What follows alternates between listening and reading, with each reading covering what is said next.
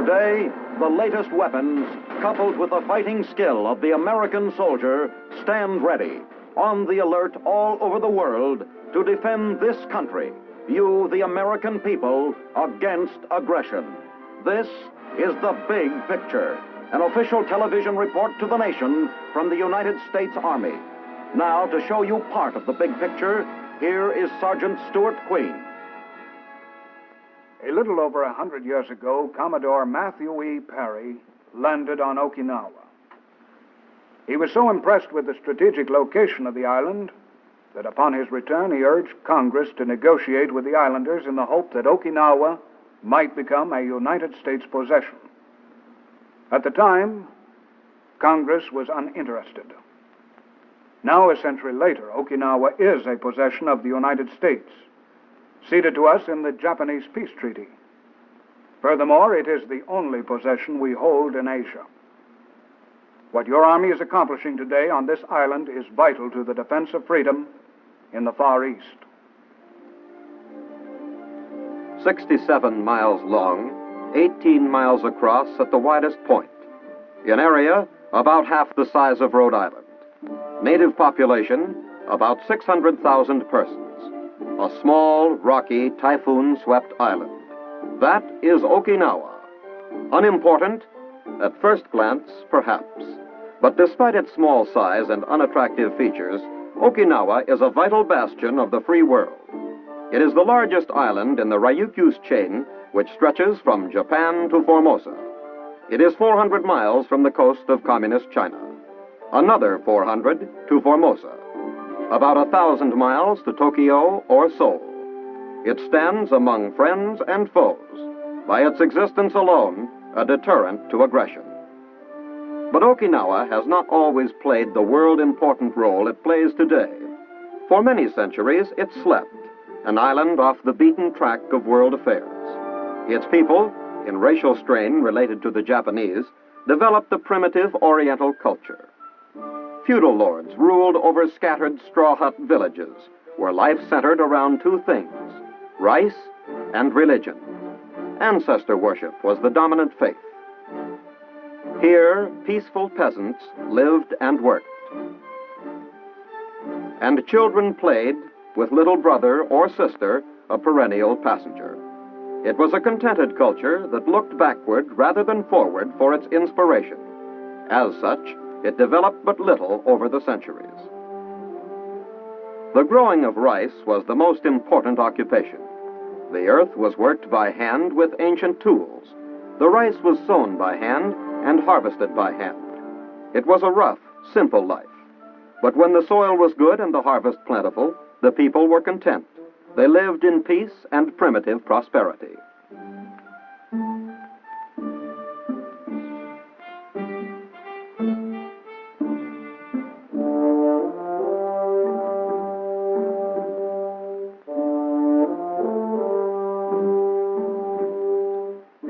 It was the women's work to separate the grain from the chaff.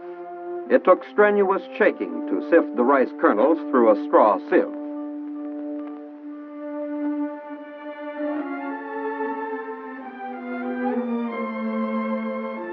In 1853, Matthew E. Perry landed his Asiatic expedition on Okinawa. Despite its primitive appearance, he was so impressed with its geographical location and potential as a trading post that he left a body of men on the island to make a more detailed survey. Some of those men are buried here, their resting place marked for all time by the friendly Okinawans who took a liking to the Americans from the start. The survey confirmed Perry's views, and when he returned to the United States, he recommended to Congress that they annex the island, but Congress was uninterested. It was not until 1871 that anyone expressed further interest in the primitive little island. At that time, Japan incorporated it into her empire. The Japanese gave Okinawa their language and introduced the natives to the more advanced Japanese culture. The dance in particular became important, and the Okinawans, always an easygoing, friendly people, took pleasure in the many celebrations featuring the highly stylized Oriental dance.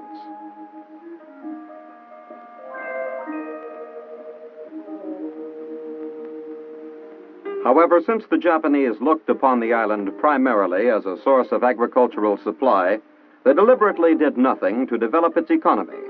And so life in Okinawa changed very little over the years until the outbreak of World War II.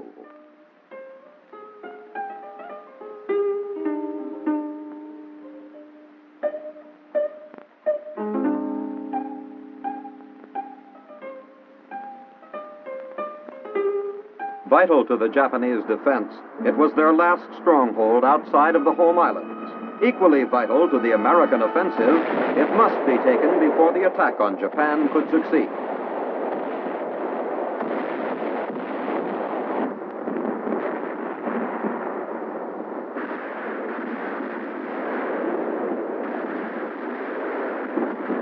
After the most tremendous naval and air pounding of the Pacific War, American troops landed on Okinawa. It was Easter Sunday, 1945. It was also April Fool's Day. It was the beginning of the most bitter island battle in modern history. The Japanese defense was desperate. This was their last outpost, their last chance to blunt the American blow on Japan itself. They fought with fanatical fury.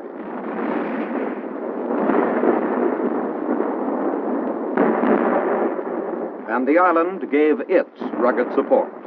Deep caves, jagged ridges, and steep cliffs all aided the enemy. It was a slow, dangerous digging process. Dig 'em out, burn 'em out, get 'em out any way you could.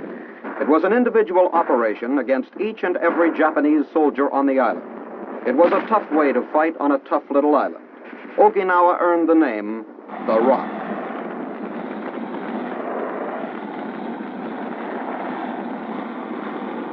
It took 6 full divisions, 5 full months, to wrest Okinawa from Japanese control.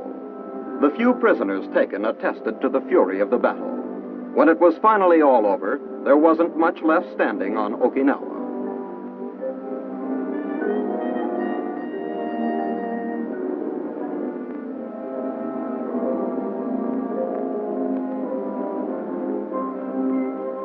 Naha, the capital, was a shambles. We couldn't fix it either, because the Rock was the staging area for the assault on Japan. But that assault never came. The atomic bomb saved us from that operation. When the Japanese surrendered, Okinawa was ceded to us in the peace treaty. Okinawa after the war was a forlorn place. Equipment shot up during the war, and equipment piled up for the invasion of Japan lay around to rot and rust away. The Rock was forgotten. Now it was called the junk heap of the Pacific.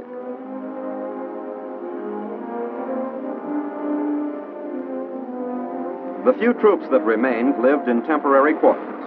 Their primary concern was a never-ending battle with the elements. First it was dust, so much dust it darkened the sky. Then there were the typhoons. Sweeping in off the ocean, they lashed the little island with their fury, leaving behind a path of wrecked buildings and equipment.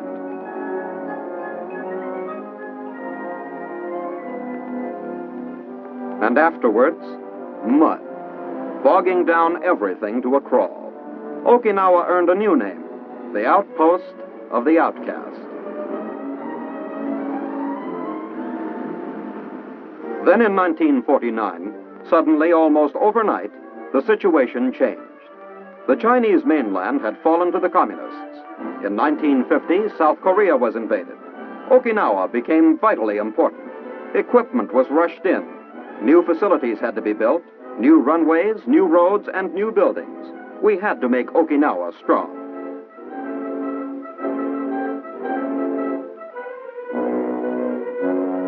Air bases came first. We needed stronger, longer runways to accommodate bigger, faster bombers. Supervised by Army engineers, Okinawans pitched in with a will.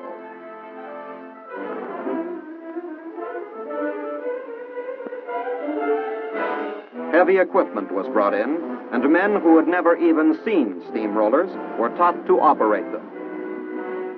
Concrete and steel and human sweat gave us a first-class air base in operation in time to support the Korean War.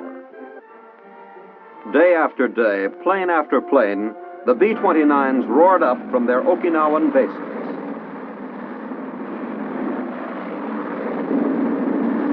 Out over the Yellow Sea, 1,000 miles to missions over North Korea to blast strongholds held by the communist enemy.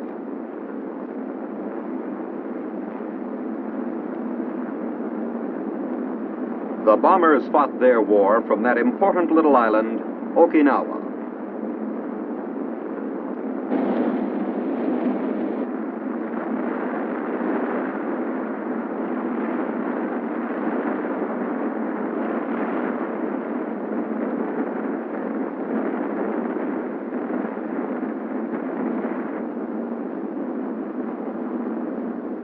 But the air bases were only the beginning. If Okinawa was going to be our primary military establishment in the Far East, a great many other things had to be accomplished too.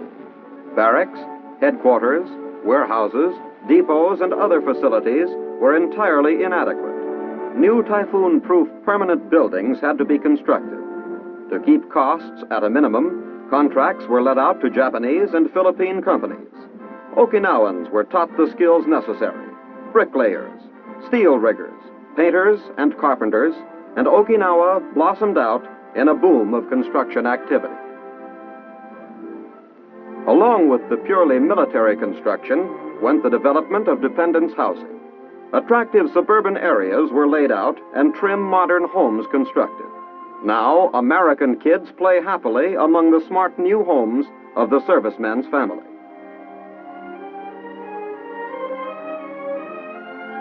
The most modern Army barracks anywhere in the world are here on Okinawa. The 2- and 3-story structures are complete units in themselves, with troop quarters, administration offices, supply rooms, armory, and mess hall, all under one typhoon-proof roof. New and striking is the architecture of this island. Today, a credit to Americans and Okinawans alike, it is a blend of modern methods and functional styling.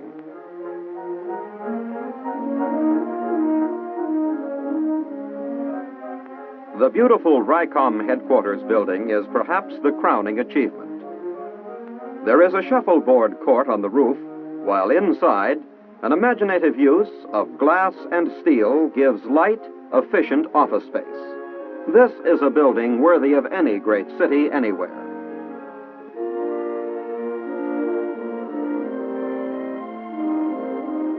To tie in the numerous facilities spread out over the island, a modern communication and transportation system had to be constructed. Before the American occupation, there was not a single mile of paved road on Okinawa. Mud and dust trails were the only means of getting around. Heavy equipment was employed to tackle the difficult terrain, and as in all phases of the modernization program, local Okinawan labor was taught to operate it. This policy not only saved many millions of dollars to the American taxpayer, but also gave the Okinawans a degree of know-how in handling modern equipment that they never could have attained any other way.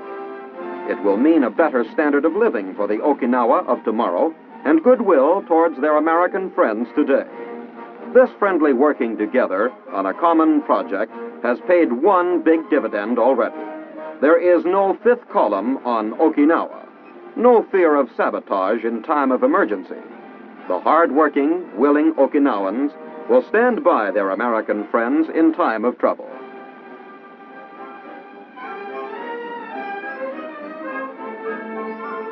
And so together we built a modern, primary 4-lane and secondary 2-lane concrete and asphalt highway system. Crisscrossing the island, it serves every important military installation, as well as numerous native cities and villages. All the construction on all the island so far has amounted to about as big a job as building a city the size of Indianapolis from scratch, all in about 4 years' time.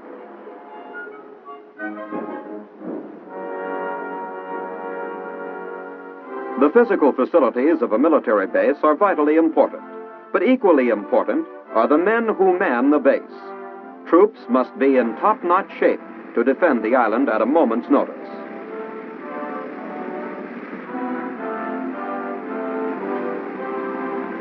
The rumble of tanks and the sharp crackle of anti-aircraft guns are familiar sounds to the people of Okinawa.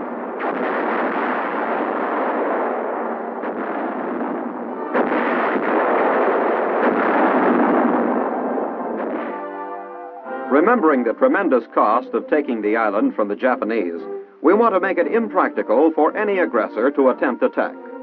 Constant practice in the offensive and defensive phases of amphibious operations pays off in troops well trained to tackle any invasion attempt. Furthermore, to exploit Okinawa's strategic location, major commands are being moved here from Korea and Japan. This will create a fluid force poised to move anywhere at a moment's notice. The defense of the island, then, is a primary concern. Tactical training never stops.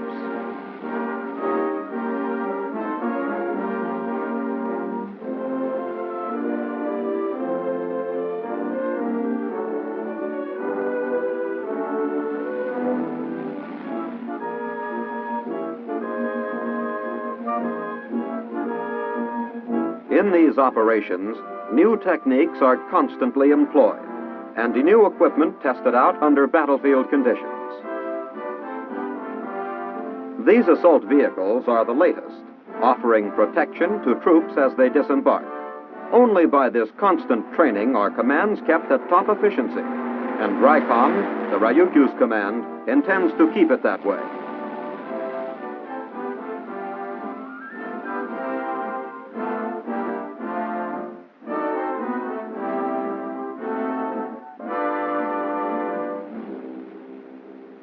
But what about the troops that are arriving on Okinawa today? What will they find on this, our most important military base in the Far East? Will it be the rock of World War II, the junk heap of the Pacific that followed, or the outpost of the outcast? No. On the contrary, they will find a modern community in many respects very similar to many communities in America. They will find a place where they can make a home for their family and live as Americans are usually accustomed to. There is industry and commerce on the island now. New power plants supply electricity to homes and communities. Restaurants like the famous Tea House of the August Moon are a booming business.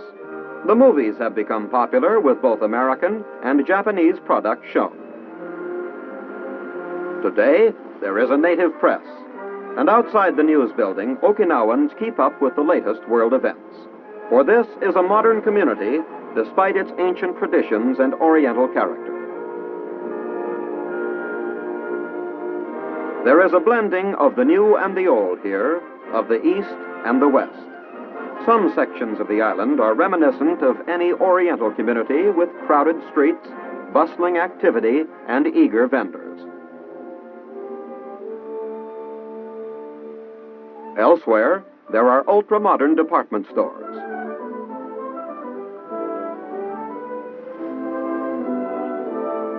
And here, halfway around the world from home, can be found all the products necessary to satisfy the wants of the American family.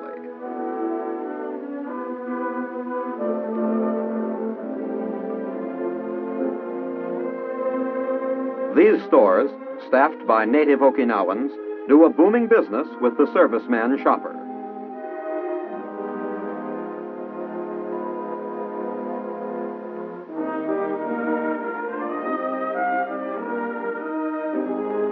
On Okinawa, there are numerous enlisted men's and officers' clubs.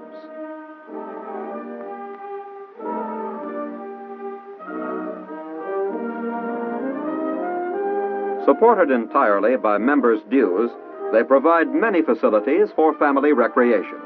The swimming pool is always popular.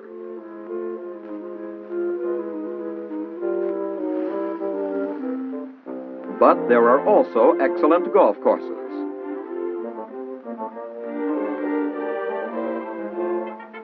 Volleyball courts and tennis. Here, too, can be found the extended pleasures of a summer vacation. There are plenty of beaches, and on this semi-tropical island, the swimming is good from March to November. everybody takes advantage of the situation.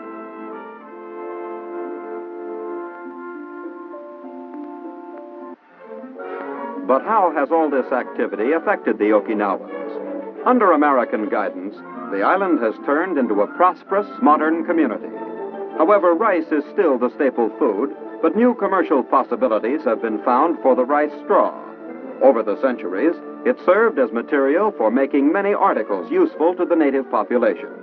Today, these same articles have found a new popularity among Americans. A flourishing industry has developed in their manufacture and exportation. In all this, the Okinawans have learned much of Western men.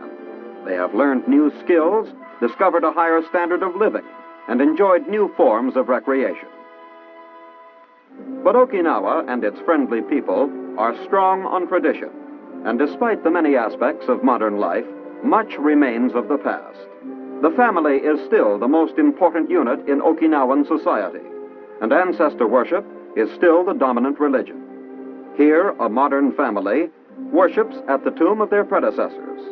Here, past glories are perhaps remembered, venerable personages honored, gifts given, and prayers respectfully offered for the well-being of past and present generations.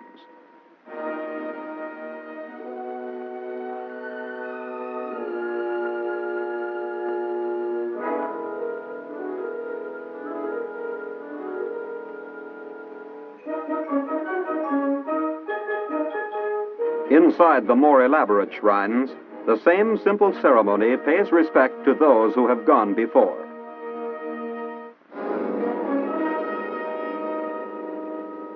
Since the American occupation of the island, the education of young Okinawans has been a project of primary importance. It is our belief that Okinawa should someday be free to govern itself, and that an enlightened public is the first prerequisite. Consequently, more and better schools have been constructed. When moving day arrives, the kids pitch in with a will. They are proud of their new school. Perhaps they do not realize it yet, but it will give them opportunities never before dreamed of. From these children will come the leaders of tomorrow, for democratic government is already a reality in Okinawa. On April 1st, 1952, the first legislature was elected. And so Okinawa is a land of contrast. Leading a modern life with hope in the future, her people still find time for the traditional pleasures and celebrations. Fishing has always played an important part in the insular life of Okinawa, and every year the fishermen hold a rowing race where the skills of individual crews are pitted against each other. A couple of Army photographers cover the event for their unit paper. Such races always receive great popularity, and rivalry is strong between the competing villages.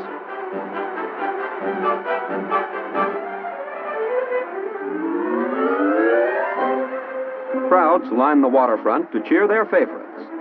At the invitation of the Okinawans, the judges' scow this year plays host to some American military personnel.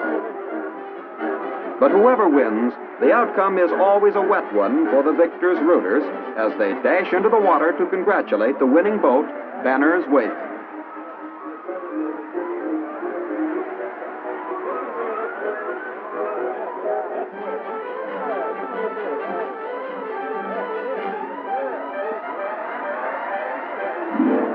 (1953) marked a century since Commodore Perry first brought the island to the attention of America. So it was decided to make an occasion of the event, giving both Okinawans and Americans a chance to celebrate. School was let out for the day, and thousands of kids paraded through the streets of Naha, waving the flags of both Okinawa and the United States. Craftsmen of both nationalities tested their skill in making colorful floats to dramatize the event. Commodore Perry's voyage was, of course, a popular subject.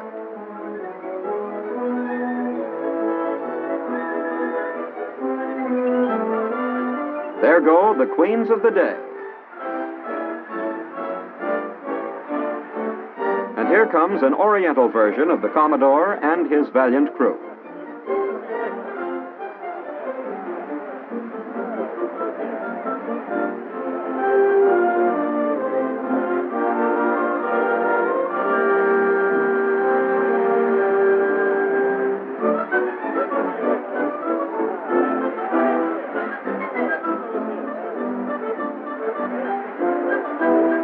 so, 100 years after Perry's visit, Okinawa is a part of the United States. Its strategic location, duly noted by the Commodore, today makes Okinawa our most important military asset in the Far East. Following the carnival of floats, there was a traditional sport. Youngsters competed in balancing the gay ceremonial banners high in the air. It takes a lot of skill and timing, and if you don't think so, just try it out in your own backyard sometime.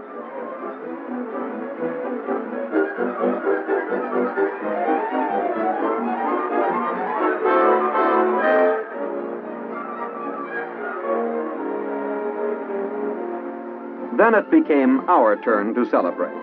And in a similar way, the Army put on its traditional show, the military parade. Its precision was a contrast to the carefree Okinawan spectacle, and also a reminder of Far Eastern tensions. For in this area of the world where totalitarian aggression is a constant threat, islands of freedom, like Okinawa, must be kept inviolate. Under our proprietorship, Okinawa has progressed markedly and gained much. But no matter how much we do for the island and its friendly people, we will have gotten much more in return. For as President Eisenhower has stated, Okinawa Island is now regarded as a major defense bastion in the Far East, officially known to the public as America's Keystone of the Pacific.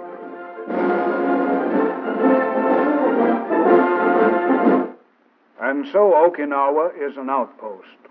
Its strategic location gives your Army an advanced base on the threshold of Asia. Recent events have proven Commodore Perry correct. Okinawa is the keystone of the Pacific. This is Sergeant Stuart Queen inviting you to be with us next week for another look at your Army in action on The Big Picture. The Big Picture is a weekly television report to the nation on the activities of the Army at home and overseas. Produced by the Signal Corps Pictorial Center. Presented by the U.S. Army in cooperation with this station. You can be an important part of the big picture. You can proudly serve with the best equipped, the best trained, the best fighting team in the world today, the United States Army.